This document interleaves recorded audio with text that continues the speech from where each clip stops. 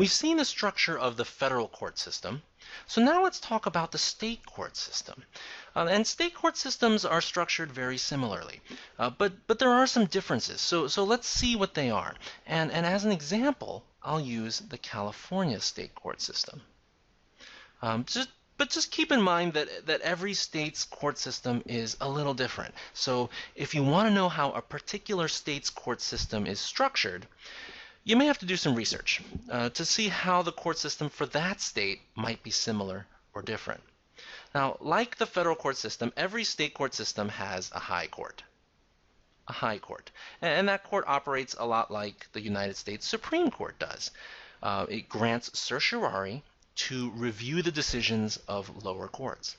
Now, it isn't always called the Supreme Court in every state, but in California, the High Court does happen to be called the Supreme Court, the California Supreme Court. So that's what this box is, the California Supreme Court. And just like the federal court system, directly below the High Court is an intermediate layer. An intermediate layer. And in the federal court system, remember, we called the courts in this intermediate appellate layer the circuit courts, right? The circuit courts. But in the California court system, the state court system, we just call this intermediate layer the Court of Appeal. The Court of Appeal. All right. Now, there are a few things to note about the Court of Appeal. First, remember that the circuit courts in the federal court system, that they're officially called the United States Court of Appeals for the name of the circuit, right? So, for example, the Court of Appeals for the Ninth Circuit. But in the California state court system, we don't call the intermediate appellate court the Court of Appeals. We call it the Court of Appeal with no S, right? That's just something you want to keep in mind if you ever happen to be in the California Court of Appeal. If you're there and you say you're in the Court of Appeals, people are likely to think, aha, this is amateur hour. This person must not be from around here because he doesn't know that around here we call it the Court of Appeal, not the Court of Appeals. All right, so the second thing to note about the California Court of Appeal is that it uses some familiar terms, but it uses them differently. In the California state court system, the intermediate appellate layer is divided into what we call districts. The California Court of Appeal has districts. There are 6 districts in the California Court of Appeal. The first district, second, third, fourth, and fifth, and sixth. Right? Remember that in the federal court system, the appellate courts are divided into circuits. Right? Let's look back at our federal court map. Right? The intermediate appellate layer was divided into circuits, and each circuit had its own court, and the circuit courts hear the appeals from the trial courts, which are called district courts. But in the California state court system, the appellate court is divided into districts. There are no circuits. They're divided into districts. And in each district of the California Court of Appeal hears appeals from the trial courts of that district. So the term district is used differently by the federal court system and the California state court system. So be sure that you use the term correctly. So each district of the California Court of Appeal is responsible for hearing the appeals from the trial courts in that district. Right? So we've got the different trial courts within each district. And the trial courts in the California state court system are called something different. Obviously, they can't be called district courts. So in the California state court system, the trial courts are called the superior courts. The superior courts. Right? There's a separate superior court for each county. Each county has its own superior court. So if we look at a map of the state, let's come down here and take a look at a map of the state. We can see that the state is divided into 6 districts, and they're color-coded here on this map. Right? There's a different color for each of the districts. And each of the districts is divided into counties. That's what these little divisions are, and they're all labeled. Right? Now each of these counties has its own superior court.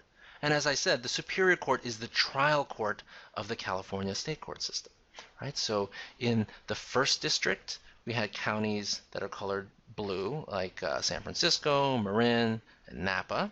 In the second district, which is green on this map, let's see, we've got LA, Santa Barbara, San Luis Obispo.